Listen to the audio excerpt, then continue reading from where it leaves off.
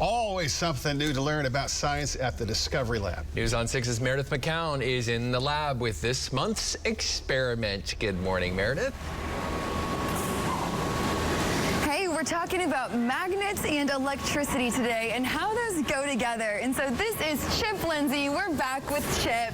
Chip, you're holding some magnets now. Tell us what we're going to be learning about today. You know, magnets are wicked cool. They're so much fun to play with. I mean, if you have some magnets, you find that sometimes they attract, sometimes they repel. I mean, they're just really tricky things.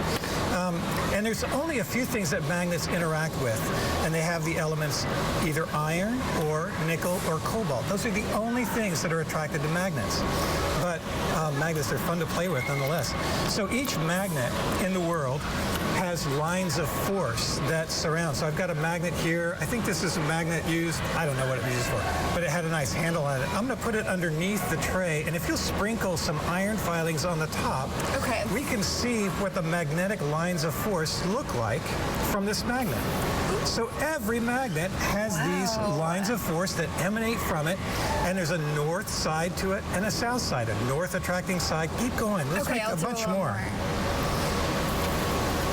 And the magnet arranges the iron filings almost magically to align with its lines of force. And then if you move the magnet, well, the filings move around with it. So you can see that those lines of force travel with the magnet. So that's regular magnets. There's another way to make a magnet, and all you need is electricity. So I made a magnet this morning called an electromagnet. And what I did was I took an iron rod, and then I wrapped a bunch of wire around it. This is bell wire. It's coated so it doesn't conduct across. It conducts through. And then if we take a battery and just attach a battery to the wire, we end up with changing this into a magnet. And so if I take something that's iron, let's see if I've got anything iron. Yep. It was iron for a second. Okay. I've got my pocket knife. That's always good. It's iron. And I can pull out a blade.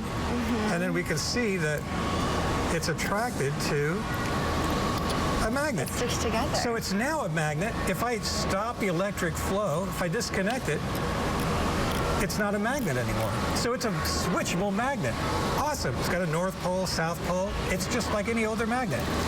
But it's kind of boring. So I did a bigger electromagnet, a lot of windings of wire, and I connected it to a wire that then's connected to a switch on the floor, that then's connected to the outlet, the regular wall outlet. And tell us what's underneath. I think this is really interesting. So in order to focus the magnetic field that this wire creates when you run electricity through it, I put in soft iron. The softest iron I could find is coat hangers. So this is a bunch of cut up coat hangers, 235 coat hangers. I remember because I cut them off. That's crazy. But it acts as a lens to focus the field that this electromagnet makes. Now, oddly, this material, these rings, are aluminum, and they're not magnetic. Magnets won't stick to it. So how does that happen? What happens when you expose it to this magnetic field? And that's what we did a moment ago. Hit the button again. Okay, I'm going to have to redeem myself on this one. Last time it was a little weak, so apparently you really have to stomp it, right? Stomp it. Kind of like that? Yes, we got it. So that's so cool. It's awesome because this magnetic field is not just a north or a south pole. Because it's attached to the wire that comes out of the wall, it's alternating current, which means that the north pole and south pole flip every 120th of a second. So that flipping north and south pole creates a force that makes this ring fly off. So let's do it again. Okay. And stomp on it. Okay. Look, every time so you get it. Fun. Now here's another ring. It's a little bit smaller, so maybe it'll go higher because it's lighter. Let's try that. Okay. We have about 30 seconds, okay. So I'll try this really one. fast.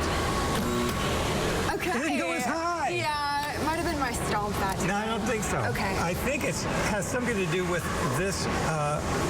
This ring is smaller, so it comes in contact with less of the magnetic field. This one is cut. It's exactly the same as the other one, but it's cut. So let's try that one. Okay. That one doesn't work. It doesn't work because there's no electric current inside this. We broke the circuit.